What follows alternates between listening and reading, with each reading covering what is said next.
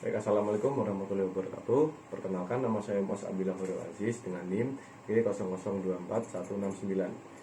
Saya dari kelompok A2 dan saya di sini ingin menjelaskan anatomi laporan 3, yaitu seorang pria 23 tahun mengalami cedera lutut saat bermain futsal. Ia merasakan bunyi krek dan lututnya terasa tidak stabil. Setelah itu lututnya membengkak dan sulit digerakkan. Yang pertama pertanyaannya yaitu jelaskan anatomi penyusun artikulasi genyu dan yang lengkap. Lalu jelaskan ligamentum yang memperkuat artikulasi genyu. Dan yang terakhir jelaskan anatomi os femur. Nah, yang pertama tuh artikulasi genyu. Artikulasi genyu itu apa? Artikulasi genyu itu atau sendi lutut itu tuh adalah suatu sendi terbesar dan paling kompleks di tubuh manusia.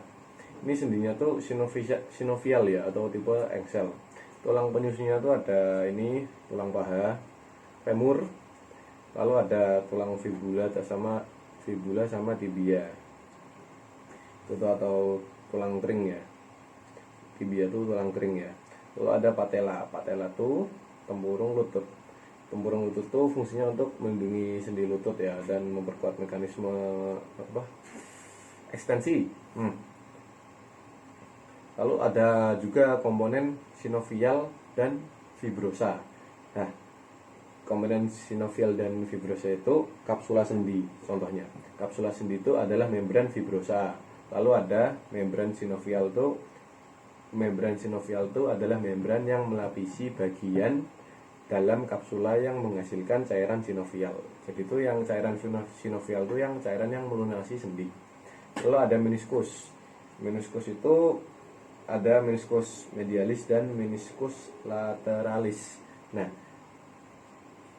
meniskus itu seperti cakram fibrokartilago, cakram ya, seperti cakram berbentuk huruf C gini di antara condylus femur dan tibia.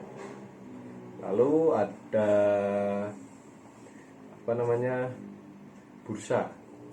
Nah, bursa itu sendi lutut memiliki beberapa bursa. Jadi bursa itu kantung berisi cairan untuk mengurangi gesekan. Lalu ada ligamentum. Nah, ligamentum itu akan dijelaskan bagian B.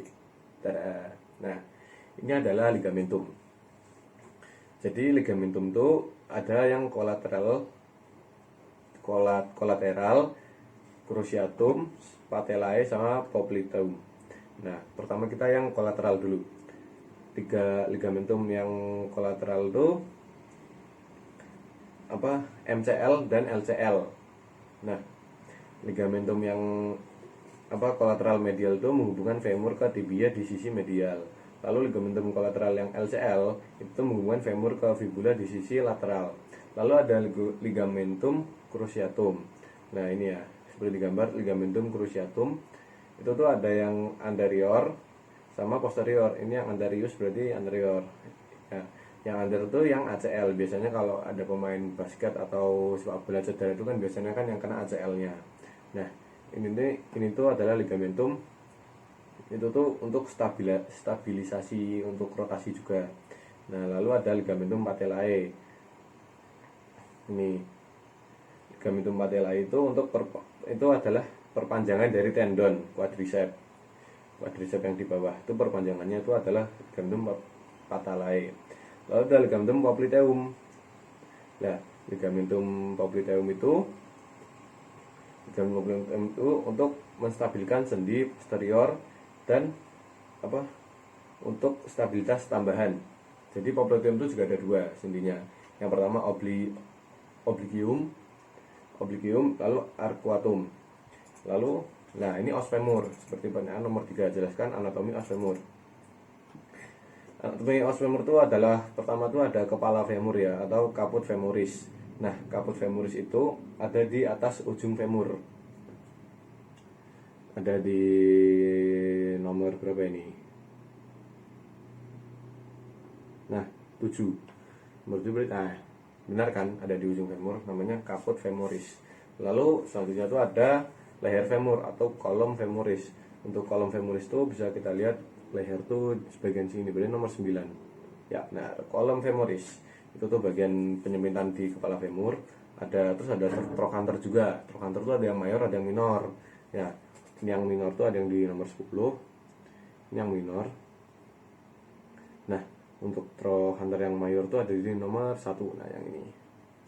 Lalu ada corpus femur, itu bagian batang femur. Corpus femur itu adalah bagian batang femur itu yang agak melengkung dikit. Corpus femur itu ada di corpus femur itu di sini, kan di batangnya sini. Nah, bagian sini corpus femur.